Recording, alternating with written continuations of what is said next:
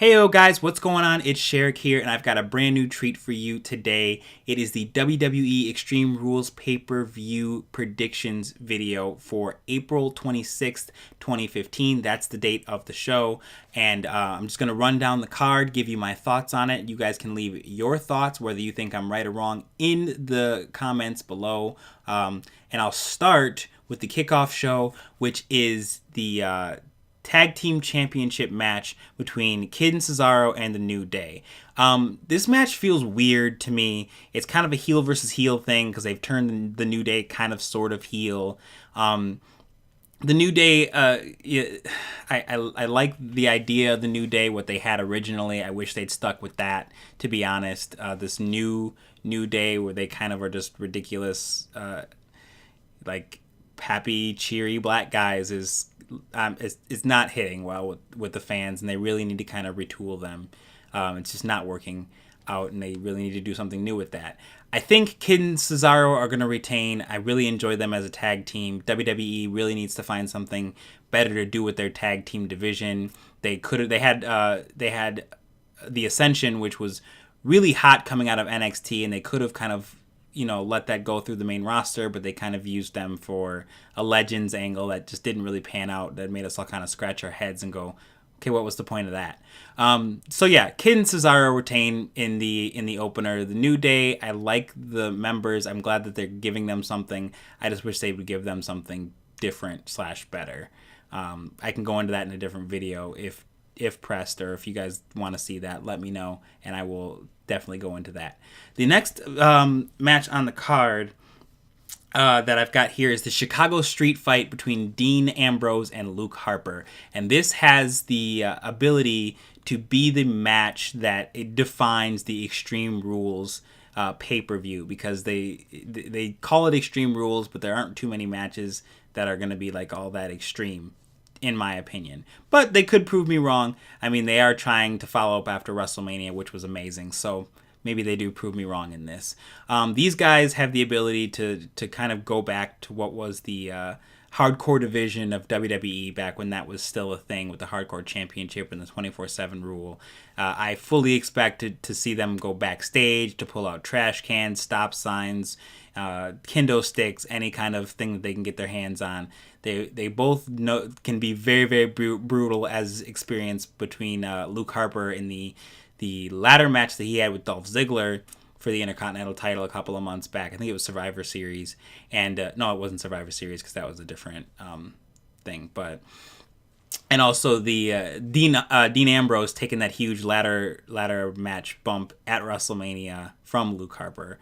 So that match has the ability to really kind of just show some extreme, probably the closest that they're going to get to blood if they do bleed during the pay-per-view.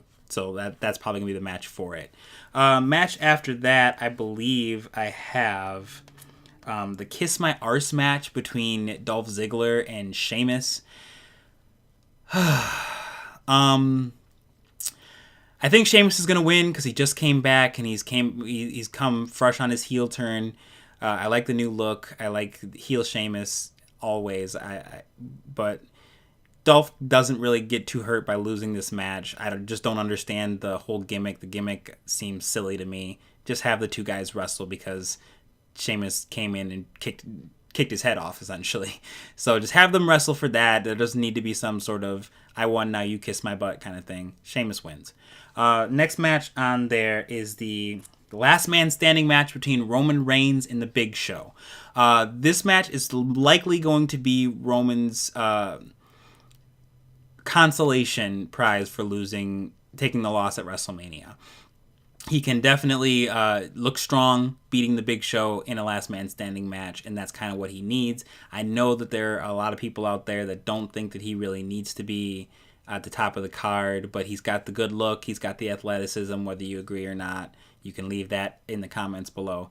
But I think that this is his consolation prize, is winning here and maybe getting set up for a title match with Seth Rollins down the road.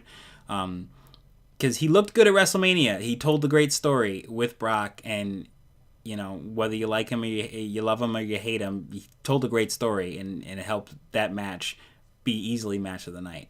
in my opinion. So, yeah, Roman Reigns wins here. I'd be surprised if Big Show goes over. He's a hard worker. Always liked the Big Show, but he's probably going to take the loss here. Next match on the card is the Divas Championship. Originally, it was Paige versus Nikki Bella. Now it's Naomi versus Nikki Bella. I like Naomi a lot. I might catch some heat for saying that. I've thought she's a great worker. I'm glad that they're giving her something to do, especially giving her a championship match. I don't see the need in turning her heel. I don't know if they have, if she's gone full blown heel. I missed the whole heel turn angle. I just heard about it. But there's a way of making her more aggressive and getting her into the title match without turning her heel. You've essentially got a fresh heel that you need to look good as a heel versus somebody who's been heel and essentially has been the face of the Divas division for the past couple of months in Nikki Bella.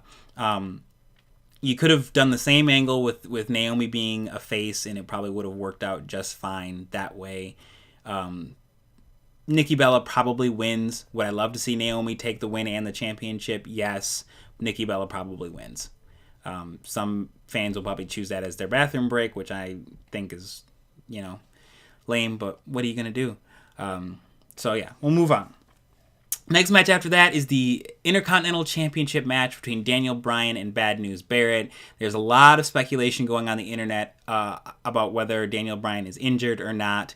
If he is injured to the point that they say he is, which means he misses Extreme Rules and Payback, which is the next pay-per-view, then chances are his Intercontinental Championship reign is over.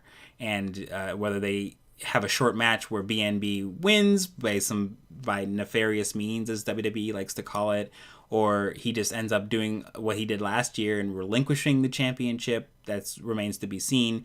But yeah, if he's injured, as they say he is, chances are the Intercontinental Championship days of one Daniel Bryan are done. If not, I think Daniel Bryan goes over here to look like a strong champion. So there's my thoughts on that. Next match after that is, I believe, the Russian Chain. Yes, the Russian Chain match between John Cena and Rusev. It really is like a Texas bull rope match where you're tied at the wrist by a big heavy rope and you have to touch all four corners in order to win.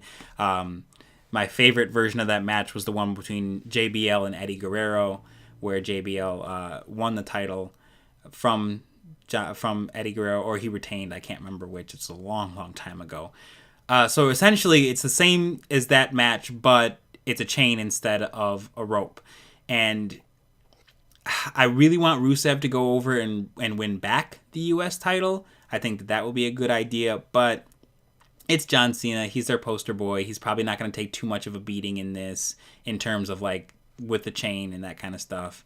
Rusev has the ability to be like a main event heel. Him and Lana. Lana does great behind the mic, and Rusev backs it up in the ring. He's a really great worker. He's, he has the look. He's amazing. Everything you could really want in a big foreign heel. And for them to feed him to John Cena just seems like a disservice. That's really all I'm going to say about it. I can elaborate on these thoughts. If you guys want that, let me know in the comments below. And then the final match... by the way, John Cena wins. Likely. Or there's no finish. Which, they could do to save Rusev's heat, but likely John Cena wins. So, the final match is the main event for the WWE World Heavyweight Championship, and that is Seth Rollins versus Randy Orton.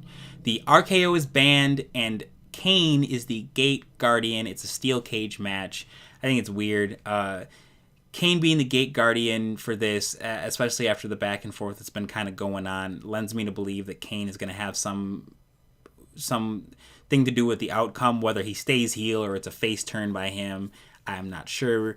Maybe he takes a big bump and then he can kind of further fade into the background. I think Seth Rollins wins here. He needs to win. Their match at WrestleMania was amazing with the RKO coming out of the curb stomp, which I know a lot of controversy has been coming up. I see it a lot on my Twitter feed that there's controversy with whether the curb stomp is banned or not. Dave Meltzer from Wrestling Observer Radio, when he appeared on that, said that it wasn't banned. They just wanted to give Seth a finish that could come out of nowhere. I feel like like the curb stomp is probably the better option for him. It's a much more nefarious move, and it's got more devious intentions. Other than the front face falling DDT that he has now, I don't really think it looks good with every opponent. Some opponents, like probably Dolph Ziggler takes it great, but other opponents probably won't. And the curb stomp is probably just a better move for him. But it is what it is. I mean, they run the company, and I don't, as fans don't. So we'll see. Seth Rollins probably finds a way to get out of the ring. Probably ring escape. He probably wins by ring escape, because I think that's how they're going to do it. So he probably wins, retains the championship. Maybe he gets into a program with Roman Reigns or Dean Ambrose down the road. That would be good. Reignite that either one of those feuds would be great. So that's it. Yeah, that's the whole card. I will do a follow-up video after the Extreme Rules pay-per-view so I can see how many of my predictions were correct, see how great the pay-per-view actually is, because again, this is the pay-per-view that's coming right after that awesome Wrestlemania, so WWE really has to kind of keep their foot on the gas, especially with them trying to push more subscribers to their network. So again, let me know what you guys think in the comments below. Be sure to leave a like if you guys enjoyed this, and subscribe for more healthy doses of delicious, nutritious content. And until next time, I'll see you guys right here on this channel. See ya.